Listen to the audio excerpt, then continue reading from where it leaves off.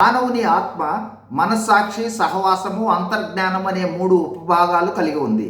Bible గ్రంథంలో పెద్ద అక్షరముతో ప్రారంభమైన ఆత్మ పరిశుద్ధాత్మగాను, చిన్న అక్షరముతో ప్రారంభమైన ఆత్మ మానవ ఆత్మ అని గ్రహించగలరు. మరియు పరిశుద్ధాత్మ నివాసము మానవుని ఆత్మలోనే అని గ్రహించగలరు.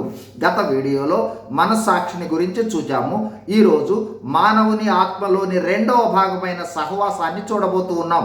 సహవాసము అంటే దేవునితో మానవుడు ఏకత్వము కలిగి ఉండుట.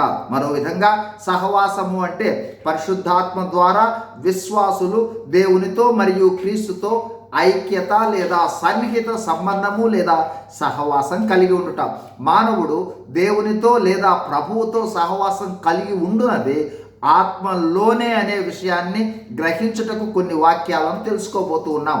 1 రోమా 8:16 ఆత్మ తానే మన ఆత్మతో కూడా సాక్ష్యమిచ్చుచున్నాడు. అంటే దేవుని ఆత్మ మనతో సంభాషించున్నది, సహవాసం చేయున్నది లేదా సమావేశముకు ప్రదేశము మానవుని యొక్క ఆత్మే అని గ్రహించగలరు. 2 యోహాను సువార్త 4:24 ఆత్మతో ఆరాధించాలి అనేది ఇంగ్లీష్లో ఇన్ స్పిరిట్కు తర్జమా.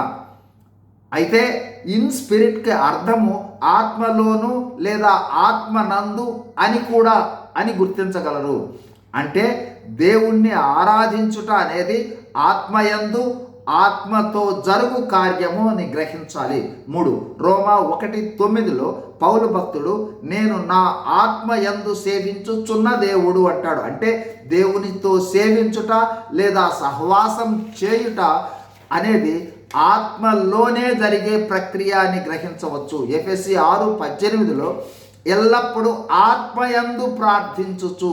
ప్రార్థన అనేది దేవునితో సహవాసము.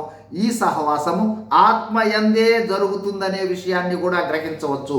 కావున దేవునితో సహవాసము లేదా సంపర్కించుకునేది మానవ ఆత్మలోనే, ఆత్మతోనే.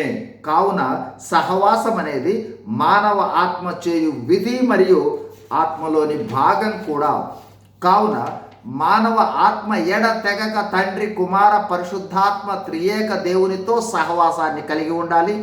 దేవునితో సహవాసం కలిగి ఉండేటట్లుగా పవిత్ర జీవితం కలిగి జీవిస్తూ ఉండాలి.